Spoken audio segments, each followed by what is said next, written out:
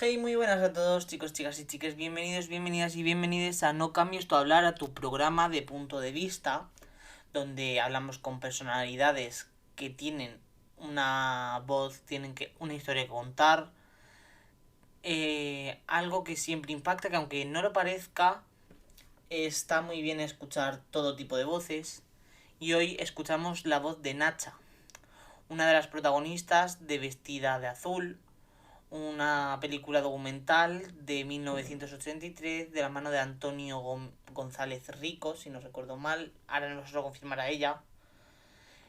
Y también una de las que ayudaron a crear la serie homónima Vestidas de Azul del año 2023 para 3Player. Hoy nos voy a contar un poco de cómo fue ese proceso del documental, de la serie. Y no se esconde, la verdad, hay que decirlo, no se esconde y creo que es una buena manera de conocer detrás de lo que era antes la prostitución y las vidas de las personas trans. Así que sin más dilaciones, empezamos con la entrevista. Bueno, primero, estamos con Nacha, protagonista, una de las 6 protagonistas de Vestidas de Azul. Y también, al fin y al cabo, y también protagonista esencial de la serie homónima de A3 Player. Quiero comenzar preguntándote quién eres. Pues ahora mismo ya soy Nacho María Sánchez Sánchez. José Antonio pues quedó atrás. ¿Y qué soy? Pues una mujer transexual que ha tenido que pasar muchos momentos buenos y malos por nuestra condición y por nuestras maneras de ser, por la falta de trabajo y tener que dedicarse pues a cosas que no me preocupan porque no veo otra manera de vivir, pero pues sinceramente si hubiera tenido un puesto de trabajo a lo mejor no me arrepiento de nada, pero que a lo mejor hubiese tenido otra opción de vida y otra manera de vivir. Esa soy yo, una persona normal y corriente como todo ser humano. ¿Cómo llegaste a participar en el documental de Antonio Jiménez? El documental de Antonio Jiménez Rico vino porque yo ya había hecho un programa en la televisión con Lalo Azcona, que existe el documental, se llama Alma de Mujer, lo puedes buscar. Es un documental que se hizo desde un espectáculo que había en Madrid que se llamaba Gay Club, donde trabajaba Paco España, Pirandello, Picobello, bueno, pues todos los transformistas o travestis, verdaderamente travestis. Ellos eran travestis, no nosotras, aunque estábamos encajonadas todas en la misma palabra. Y entonces a mí me propusieron, un señor se me acercó y me dijo, mira, me han dicho que tú eres una transexual, eres un travesti, esa palabra de travesti, seamos claros, y que tú, en vez de dedicarte al espectáculo, aunque hayas hecho cosas, pues te dedicas también a la prostitución. Y yo quería, pues, enfocar un poquito que también vosotras, como no tenéis otro tipo de trabajo, todo el mundo no vale para ser artista, seamos realistas, con esos naces, pues que no, al no tener un medio de vida, pues que os dedicáis a la prostitución. Y yo quería sacar el documental que voy a hacer y enfocar las dos cosas, que podéis hacer espectáculo o no os queda otra más que prostituiros. Entonces el documental salió en televisión, en la 2, y Antonio ya estaba buscando para hacer una película, no un documental, una película. Estaba buscando personas, busco muchísimas de vosotras, pero cuando a mí me veía en televisión, dijo, yo quiero esa. Dice, cómo habla, cómo se expresa, y ahora soy expresiva, pero yo creo que cuando era más joven era todavía más nervios y más acelerada. Dijo, yo quiero a esta, la quiero conocer. Bueno, pues no hubo, llegó el día que nos conocimos, y pensaba que se estaba riendo de mí. Digo, este es un periodista que quiere saber y que quiere hablar, y me lo tomé todo como el pito un sereno. Digo, mentira. Al mes o así me llamó y me dijo, mira, esto ha llegado al momento en el que ya hemos pensado que se va a hacer, ya he encontrado un productor, que fue Teo Escamilla, y esto se va a hacer, se va a realizar. Y cuando empezó a rodarnos, no, cuando empezó a grabarnos una por una, porque había un secreto que no podíamos saber quién era una y quién era la otra. Y cuando él fue haciendo rodajes de cada una individualmente, sin saber ninguna quién era la otra, dijo, mira, os voy a comentar algo, no vamos a hacer una película. Vamos a hacer un documental sin ningún tipo de guión y vais a exponer vuestras cosas tal y como las hacéis y tal y como sois. Yo os iré grabando y después haré un montaje. va a haber un día, después de que vaya rodando cosas a cada una, que os voy a juntar, porque claro, tendréis que conoceros porque va a haber escenas en las que vais a estar todas juntas. Aquello era un secreto a voces, porque ninguna sabíamos quién era una y quién era la otra. Pero el día que nos reunió, resulta que éramos todas amigas y compañeras de todos los sitios, de las discotecas, de las calles donde trabajábamos. Y bueno, pues fue bastante más ameno porque ya había como más amistad y más libertad para poder estar interactuando con todas las otras personas, ¿sabes? Y la comunicación fue muy fácil porque nos conocíamos todas de todos los sitios. ¿Y Antonio ya sabía que erais amigas? Él sí lo sabía, pero nosotras no sabíamos que íbamos a trabajar juntas. Él sabía que muchas nos conocíamos, porque era muy listo. Le preguntaba, ¿conoces a esta? ¿Conoces a la otra? Y claro, pues muchas nos conocíamos, casi todas. Y bueno, pues sí, él lo sabía. Sabía lo que estaba haciendo, ¿eh? Él lo sabía lo que estaba haciendo. De hecho, el documental es un trocito de lo que rodó. Rodó para hacer 10 documentales. ¿Dónde están las cosas? Dicen que se quemó Suevia Films, que era la productora, y que se perdieron. Y que quedaban unos brutos, supuestamente por ahí perdidos, que bueno, los han encontrado. Parece que eran unos brutos, los han encontrado los Javis. Gracias a Teresa, que era la señora de confianza de Jiménez Rico, que se los proporcionó a Valeria Vegas y a los Javis. De ahí han sacado muchas cosas. Y también han sacado algunas cosas de las cosas que yo les he contado. Porque hay un capítulo en Vestidas de Azul que se rodó, pero jamás se vio. Y no existen los brutos. Bueno, como yo soy una persona comunicativa y me propusieron que les contara cosas, pues les conté que me acordaba de ese capítulo y les conté más cosas. Pero ese capítulo como que les apeteció mucho. Es el capítulo donde las chicas de Vestidas de Azul se van a pasar un fin de semana a la nieve. ¿Y cómo recuerdas tú el rodaje? Primero de la película documental y luego... Yo, mira, el rodaje pues lo recuerdo como todo como muy normal. Yo no soy vergonzosa, nunca he sido vergonzosa para nada, entonces se metieron en mi casa, instalaron las cámaras, instalaron las cosas, y yo hacía mi vida normal y corriente. A lo mejor a otros horarios que no eran los justos. Por ejemplo, cuando yo me estoy levantando de la cama, pues me acuerdo que no era por la mañana, era por la tarde, pero rodamos la escena de que me estoy levantando con el chico con el que yo vivía, y le acompañaba al baño y preparaba un café y todo ese tipo de cosas. Pues normal, me lo sentí normal, y cuando tuvimos un poquito más de todas nervios, es cuando nos dijo que vamos a rodar en la calle una escena cotidiana, en la que la policía venía todos los días, nos pegaba a empujones, nos cogía y nos metía en las famosas lecheras que le llamábamos en esa época a los coches de la policía, porque eran 131 rancheras. Entonces nosotros le llamábamos, cuando gritábamos unas a otras para escaparnos, porque había que escaparse, claro. Te escapabas, te salvabas, en vez de decir policía, para que ellos no supieran, gritábamos agua o la lechera, y volábamos. Con la mala suerte que muchas nos cogían porque había más policías que chicas. Que esa es la primera escena que sale. Claro, es la primera escena donde se para, las imágenes se paran y comentan que todos los hechos, pues no hay nada de ficción, son hechos reales. ¿Y crees que se trató de manera justa como hablasteis? ¿O como al final, el final de la película, no sé cómo explicarlo ahora mismo, la película en sí, se trató de manera justa? ¿El documental? Sí. El documental es real. Se trató justo, se expuso en el documental pues las situaciones que vivíamos cotidianamente y no hay ninguna mentira. Se trató justo. No sé si es justo o injusto, pero es la realidad de lo que pasaba. O sea que si le hacemos justicia, pues sí, se trató justamente porque es lo que pasaba. En su momento, Vestidas de Azul no tuvo la misma repercusión que, por ejemplo, Transexual. ¿Y crees que la sociedad en ese momento no estaba preparada para escuchar vuestras historias? No, no estaba preparada porque había mucha gente que ni siquiera sabía que existían ese tipo de personas como nosotras. De hecho, cuando luego ese documental fue a San Sebastián, hubo personas muy importantes, personas muy famosas, que cuando ya habían aplaudido y habían reconocido que les gustaba el documental, muchas de las señoras que hablaban con nosotras, señoras muy importantes y famosas, muy conocidas, nos decían, es que sinceramente no podemos decir, no puedo deciros nada. Es que ni sabíamos nosotras ni el problema que había con personas así como vosotras, ni que existíais. Pensábamos a veces que hemos pasado por la Castellana por ahí, pues que eran chicas normales, que estaban prostituyéndose, que eso ha existido toda la vida. pero no que teníais una condición y una obligación a prostituiros porque no teníais otro medio de vida, y menos pensar que estabais en una transición de hombres a mujeres. Pero eso no fue una persona la que nos lo comentó, fueron muchas. A lo largo también de los años, al final el documental pasó de el olvido un poco a resurgir con la serie y bueno, antes con el libro de Valeria Vegas. Resurgió con el libro.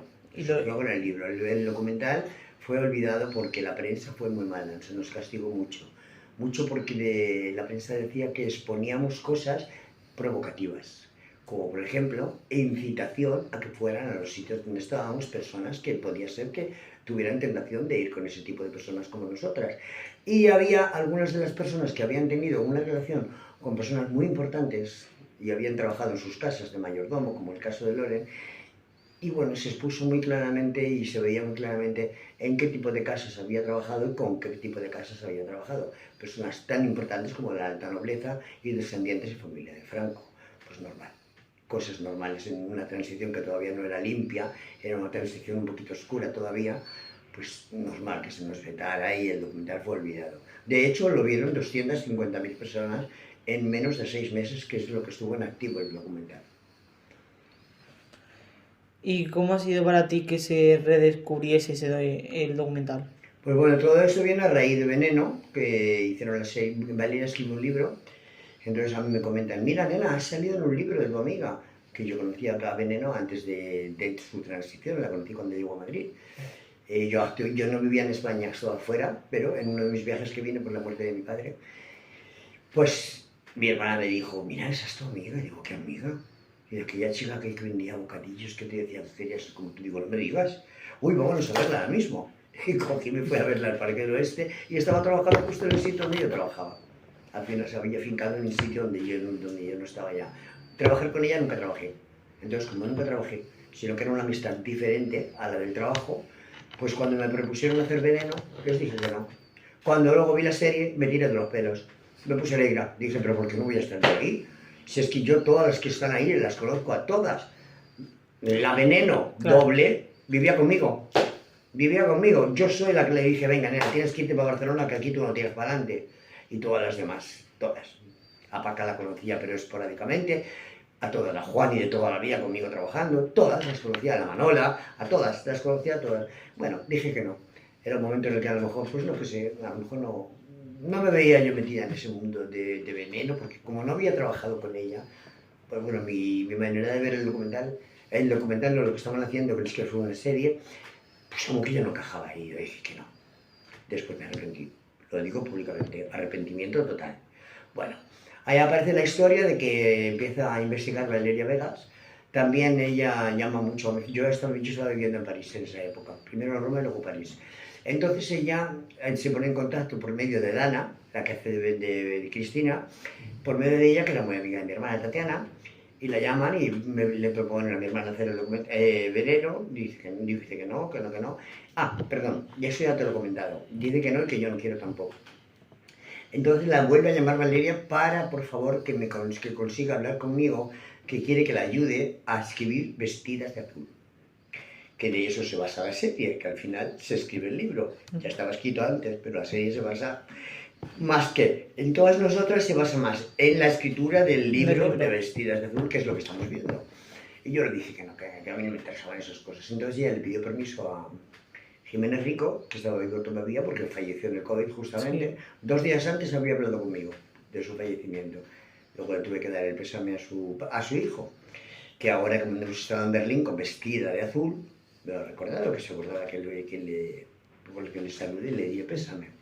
Entonces, pues como que no la ayudé, sinceramente, qué pena también. Otro fallo por mi parte. Entonces, nada, sale una noticia de que el libro de Valeria Vegas, igual que Veneno, se va a llevar al cine. Entonces empiezan a buscarme, empiezan a llamarme, y bueno, yo me veía Vestidas de Azul. Era la historia de mi vida y de mis amigas. ¿Por qué no? Llevar a la gran pantalla. Pues sí, no hay ningún problema. Bajé a hablar primero me llamó Javier Ambrosi, me lo comentó. Bajé a Madrid, estuve hablando con ellos, comentando todo esto, contándoles las cosas, me presentaron a quién iba a hacer de mí. Porque claro, yo no puedo hacer de mí con 63 años haciendo de 20. Me presentaron a Penélope, me pareció maravillosa, me quedé alucinada con esa chica. Tuvimos una tarde de, pues como contigo ahora, hablando, tomando un café en su casa, pero es que aluciné. Yo cuando luego la vi actuar y todo, y cómo hablaba, yo aluciné. Cuando se convierte en Nacha, es que es Nacha. Esa chica cómo coge los cigarrillos, cómo se expresa. Y fue una tarde de conocimiento nada más, pero muy rápida, muy inteligente la chica. Y nada, pues me pareció fabuloso que lo que hiciera de mí. ¿Quieres ir a coger? No, pero trae... No. No, vale. A ver si va a ser Alex. Pues No, sí. bajé a Madrid, me hicieron esta propuesta, me pareció bien. Hablamos de dinero, hablamos de cosas, me pareció todo muy justo. Me dieron mis guiones para que me los aprendiera y en vez de aprenderme mi guión, para que aprendí todo el guión. El de Penélope Guerrero y el mío, los dos. Entonces ya digo, pero esto es demasiado para mí. Yo he hecho guiones, es para mí demasiado todo esto. Y dice, no, Nacha, no, esto no es tu guión. Este es el guión de Nacha en Vestidas de Azul. Pero estas son tus partes. Y entonces Andrea, la productora de Sumacol, me especificó y me dijo las partes las que yo tenía que actuar, y hace, bueno, actuar no, porque yo no actúo, lo que hago es por pura realidad. Igualmente, mi parte es pura realidad, soy yo. Me la subrayo, y bueno, me aprendí mis partes. Tuve un poquito de problemitas porque como que no me entraba todo a mí en la cabeza. Yo si me hubieran dejado de ver el guión, hacer las cosas un poquito más espontáneas, lo hubiera hecho de otra manera. O me hubiese expresado de otra manera, que no soy tonta para expresarme, pero a mi manera. Ellos querían que le hiciera de una manera, pues bueno, tuve que estudiármelo. Y bueno, empezamos el rodaje, se empezó a hacer. Metí la pata, conté que iba a salir, no les gustó, se disgustaron conmigo. Lo siento, les he pedido 20 veces disculpas y ya no puedo hacer nada. Lo hice, yo no sabía que esos contratos de confiabilidad, que no había tenido nunca uno, no puedes contar ni cómo te llamas. Y yo conté cómo me llamo y lo que iba a hacer. Bueno, pero no pasó nada, estoy perdonada. ¿Y hay algo que cambiarías tanto del documental como de la serie? Creo que no. ¿Qué cambiaría? Pues no sé, que me dieran un poquito más de visibilidad, ¿no? Porque lo que se hacen de mí es recordar de mí un trocito y yo sigo viva y tengo mucha vida y mucha experiencia y muchas cosas en muchos momentos. Que me hubieran dado, no sé, que me hubieran... No cambiaría nada. No cambiaría nada porque me parece que está muy bien. La chica que hace de mí me representa muy bien. ¿Te gustaría que te hicieran una serie después de lo que pasó en Vestidas de Azul? ¿Tu vida después? Pues sí, claro que me gustaría, me encantaría. Me encantaría Nacha, me encantaría. O como ahora se va a hacer Paca, ¿lo sabes? Se va a hacer Piraña. Pues si hiciera una serie de Nacha estoy dispuesta, por supuesto. Y yo creo que también daría mucho juego porque encima yo conozco a todo el mundo. Por suerte, por desgracia, me ha tocado llegar a hacerme mayor. Entonces tengo muchos recuerdos, mucho presente, y el futuro también lo estoy conociendo, a todas ellas, por ejemplo, las que hacen de nosotras. Pues sí, me encantaría, ¿cómo no? Me encantaría un... Y es otra visión también. Claro, yo tengo otra visión de las cosas, por supuesto, claro, porque soy más mayor, y las veo desde un punto de vista muy triste, porque todo lo que hemos tenido que pasar, porque para todas estas chicas jóvenes que hacen unos papeles impresionantes de nosotras, pero no han sufrido lo que nosotras, están haciendo un papel. Es muy distinto. Pero sí, claro que me encantaría. ¿Cómo no me va a cantar Nacha? Aquí estoy. Vamos. ¿Y crees que hoy en día se ha avanzado en la visibilización de las personas trans en los medios, en el cine? Hombre, se ha avanzado, lo que pasa es que creo que hay un problema. A nosotras, mujeres trans, solamente se nos llama para hacer de mujeres trans. De hecho, yo tengo por ahí una propuesta en la que ya no voy a ser una mujer trans. Tengo una propuesta, que me han hecho una propuesta para una serie, y voy a ser una ama de llaves un poco maldita, un poco mala y de esas que joden, ¿sabes? Claro, mi físico tampoco da para hacer una niñata explosiva, pues da para hacer una señora de ese papel, una ama de llaves, bien caracterizada, pero maldita, con mal genio y mal carácter, haciendo cosas que no están bien. No que no están bien, sino como muy estricta. Y bueno, pues me gusta esa historia. Y como veo, pues veo que hemos avanzado, sí, pero ya te digo, el problema es ese. A las actrices trans deberían darles papeles cotidianos. Un papel de una monja, que va a haber un papel por ahí de Juani haciendo de monja, o cosas por el estilo. Solamente estancarnos en que somos trans, pues ya te están discriminando. ¿Y te has vuelto a poner en contacto con Josette? Sí, claro. Yo lo saludo y le saluda y tenemos una buena relación finalmente. Que nunca nos hemos llevado bien.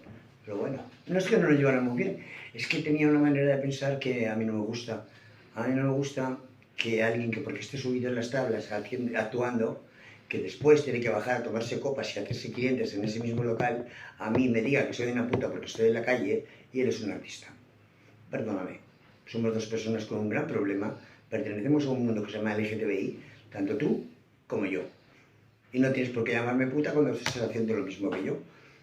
Porque tú sí eres un artista, pero después de que acabas de hacer tu actuación, ¿qué haces? Alternas con hombres y te pagan en el local. ¿Qué más da? Si te pagan en el local, a mí me pagan en la calle. Yo voy directa a las cosas. Y es la única cosa que de él nunca me ha gustado. Hay que hablar de él, lo sabes, ¿no? No quiere para nada que le tratemos como ella. Pues nada, me parece perfecto. Tengo buena relación con él, sí, tengo buena relación.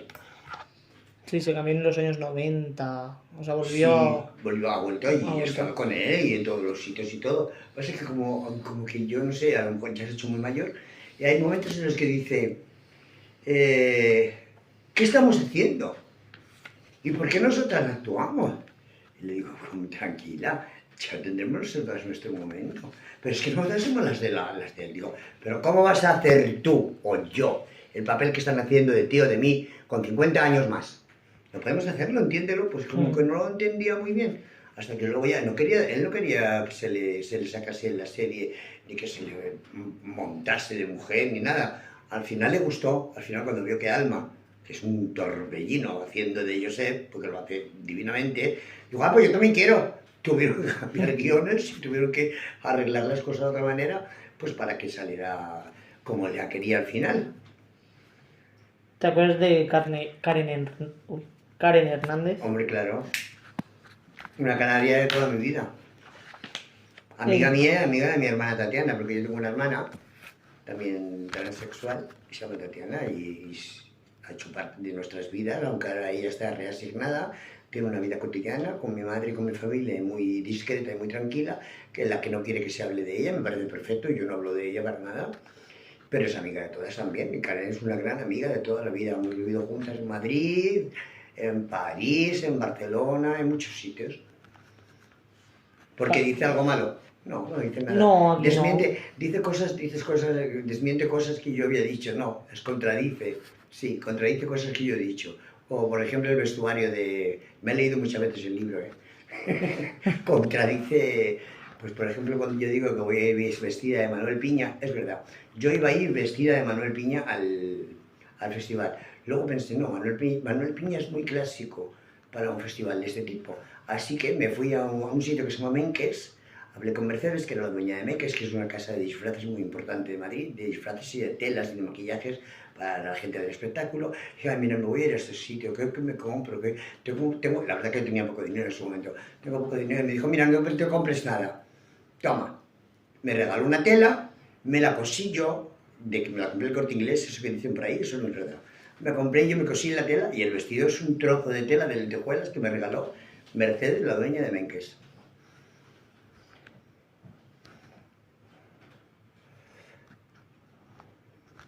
En el libro cuenta Valeria que tú siempre has tratado a la prostitución como otro oficio cualquiera. Yo es que para mí es un oficio cualquiera.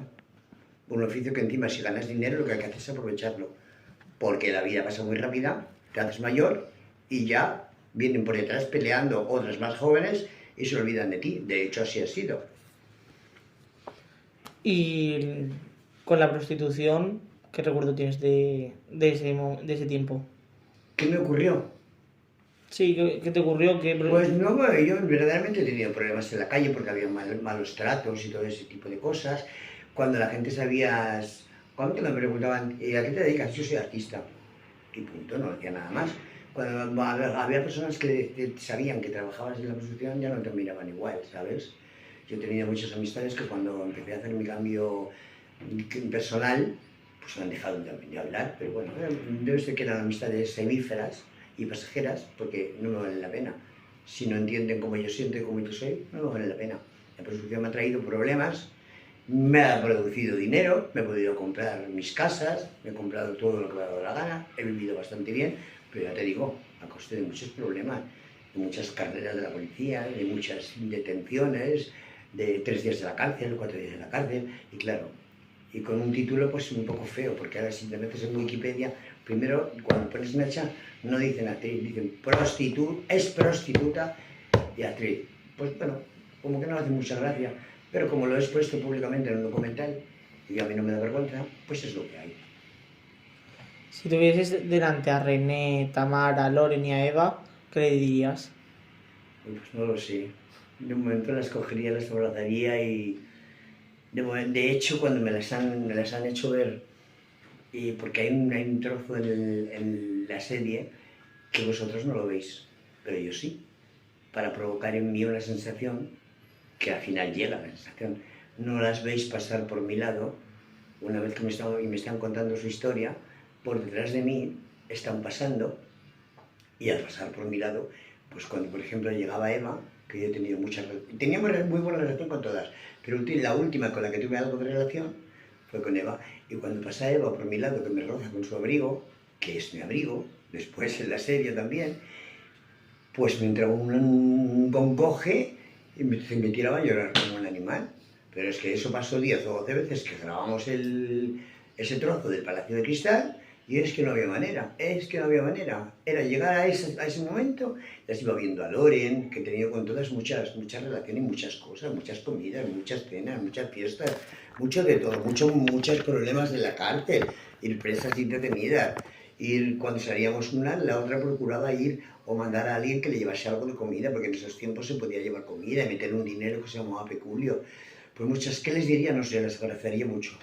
Las abrazaría mucho y yo creo que seguro que lloraríamos mucho. Me encantaría que ellas vieran todo lo que está pasando, porque verdaderamente sí lo hicimos inconscientemente, porque yo creo que todo lo que hicimos fue inconscientemente.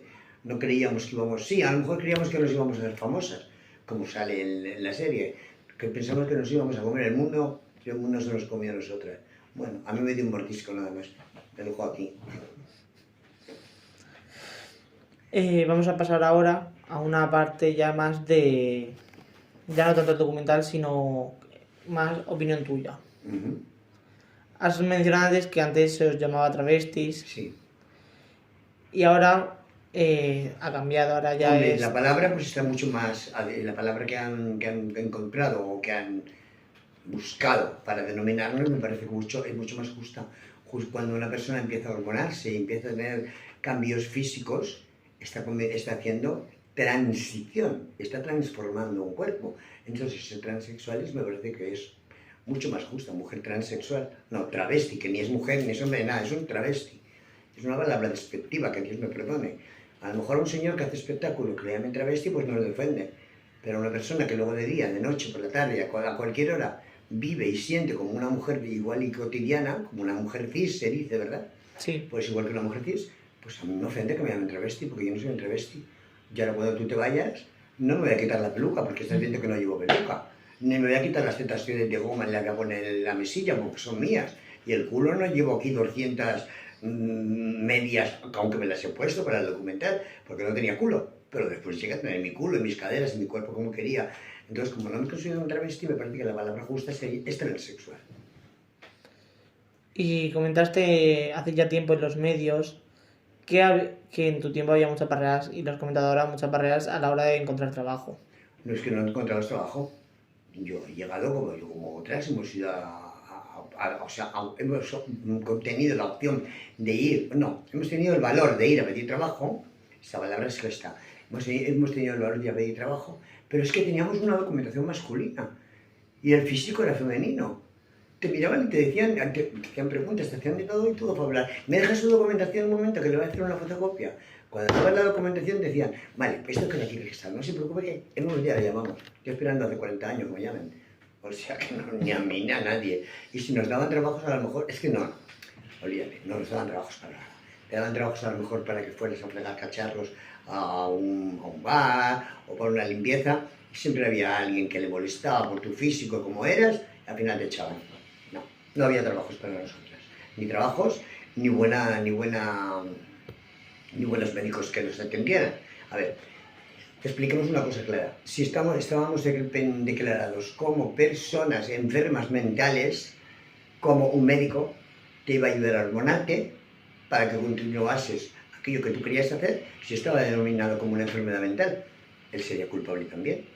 Entonces no te dan hormonas que son muy necesarias pues, para llevar un control físico, porque las hormonas no le caen bien a todo el mundo. Entonces con un control médico puedes saber qué tipo de hormonas tienes que ponerte y cómo tienen que tratarte, digo yo. Y luego pues con exámenes psicológicos y todo este tipo de cosas, pues hacer entender a las personas cómo sientes, qué es lo que quieres hacer de tu vida y que tengas la opción, pues eso, de que te ayuden a, como hoy por hoy, pues te ayuden a hacerte una vaginoplastia, un cambio. Bueno, lo más principal de todo es que nos cambiaran el documento. Y eso ya es muy importante llegar. Ya te he contado lo que pasó, no te lo he contado, cuando fuimos a San Sebastián no nos dejaron entrar. Tuvo que aparecer Jiménez Rico y decir, claro, nos había registrado en el hotel, claro. A José Antonio, no a Nacha. Entonces tuvo que especificar que éramos personas que estábamos haciendo un documental y que, claro, nuestros verdaderos nombres eran esos, pero estábamos pasando por una transición y nuestros nombres eran Nacha. A la mañana siguiente, yo tenía la misma habitación que Loren, nos llevaron el desayuno con una nota: bienvenidas al Hotel María Cristina, señorita Nacha y señorita Lorena. O sea que desde ahí se empezó a rectificar un poco, ¿no? Pero bueno, son gente muy acostumbrada, no era el mundo entero, era gente acostumbrada a tratar pues, con gente del espectáculo, con todo ese tipo de personas, y a lo mejor debe ser por eso que el trato fue fabuloso, que después nos seguimos llamando José Antonio, hasta muchísimos años después. ¿Y crees que sigue habiendo esas barreras a lo mejor al encontrar trabajo para las personas trans? Hoy, pues no, porque hay muchas más chicas que tienen más trabajos. La discriminación existe, hay mucha discriminación. Eso de que esto está muy bien y muy maravilloso, para mí no está ni muy bien ni muy maravilloso. Hemos conseguido muchos logros, que por eso estamos haciendo manifestaciones. Mañana, sin más lejos, hay una manifestación en Madrid, convocada por Marc Ambrole, Carla Antonelli, todas ellas, son amigas mías, todas. Y hay una manifestación en la plaza de Pedro Cerolo a las 6 de la tarde, pues donde vamos a llegar a intentar estar todas las que podamos, pues para que se nos vea, que se nos dé visibilidad y por lo menos que no se eche para atrás algo que ya hemos conseguido. Y luchar por una reparación histórica. Una reparación histórica significa a todas esas personas que no les dieron trabajo y tuvieron que prostituirse o que malviven, porque hay muchas personas que viven muy mal porque no tienen justo ni para comer nada más con la ayuda del Estado y a lo mejor están viviendo en unas casas que no tienen a lo mejor ni luz o cosas por el estilo, porque hay mucho tipo de personas así, pues que se les dé una reparación histórica, que es por lo que está luchando Marc Ambrole, una reparación histórica pues para que tengan una ayudita y por lo menos una habitacióncita en un sitio para poder comer y dormir, que no estén tiradas de la calle, porque hay muchas personas que por desgracia pues, no han tenido la suerte o la cabeza de comprarse una casa, o porque no todo el mundo ha ganado dinero en la calle. Eso era una lotería, eso era como comprarte un número de la lotería, te toca, te ha tocado. Y estar en la calle, gustabas o no gustabas. De hecho, muchas chicas que empezaron a trabajar y a hacer cosas en la calle, del miedo de las cosas que se pasaban, es muy dura la calle, ¿eh? En la calle te insultan, te escupen, te dicen de todo, hace un frío terrorífico, llueve, hace calores asquerosos, o sea que son condiciones pues que todo el mundo lo vale para ellas, y muchas de las personas, hay muchas personas que no fueron hacia adelante y echaron para atrás, haciendo de su vida una vida más cotidiana y más normal. Qué pena que no hayan podido seguir adelante, pero bueno. Bueno, y vamos por... Vale. También, bueno, en los años 80 lo has comentado prácticamente todo. Mira, aquí hay una cosa muy clara. En los años 80 hubo dos cosas. Para mí, una revolución y unas ganas de salir adelante, donde empezamos a salir. Había muchas ya, pero había mucha discriminación y vivían en estos lugares, en otros países, pero parece ser que como todas quisimos volver a nuestros países, las que vivían fuera y las que estábamos aquí queríamos salir adelante, justamente en medio de la movida madrileña. Todo fue un atasco y una cantidad de cosas juntas y revueltas a la vez en la que se mezclaron el trabajar, el prostituirte, el irte a una discoteca y emborracharte, el probar drogas y aparecer el SIDA, que fue la mayoría, mucha destrucción, no solamente para las transexuales, para medio mundo, incluso para toda la sociedad LGTBI. Claro, porque claro, al final éramos nosotros los culpables, ¿no? Cuando murieron personas sin una condición sexual como la nuestra, o sea que era un problema que había. y un problema que nosotras que estábamos con la gente LGTBI más expuesta al sexo, era más peligroso. Y en esa época, pues, eso es el gran problema de los años 80, que la droga se llevó a mucha gente y las enfermedades también. No había información. Cuando empezaron la información es cuando empezaron a morirse los actores grandiosos y maravillosos. Y ya me parece que había mucha gente ya metida en muchas mierdas de ese tipo. Yo no estaba enferma, pero sí me he tomado mis botellas de whisky y sí me he tomado mis rayas. ¿Para qué voy a mentir? Yo no puedo mentir. No fumo un porro en la vida, porque no sé liar un cigarro. Si no, a lo mejor lo hubiera probado, pero me gusta como cuando fumo, me gusta olerlo. Pero no he estado metida en ese mundo. Me he tomado mis rayas, me he ido a la discoteca, pero ha habido momentos en los que he dicho, ¿pero qué estás haciendo? Esto no va bien contigo. Y bueno, hasta aquí he llegado, estoy aquí. Debe ser que supe llegar a cortarlo a tiempo. ¿Y qué mensaje le darías a las generaciones más jóvenes sobre esa parte de la historia? Pues mira, yo sobre todo le doy un mensaje a todas esas chicas jóvenes que ojalá y fuesen capaces de estar tan unidas como estábamos nosotras en aquellos momentos, porque éramos como una gran familia y nos ayudábamos mucho unas a otras.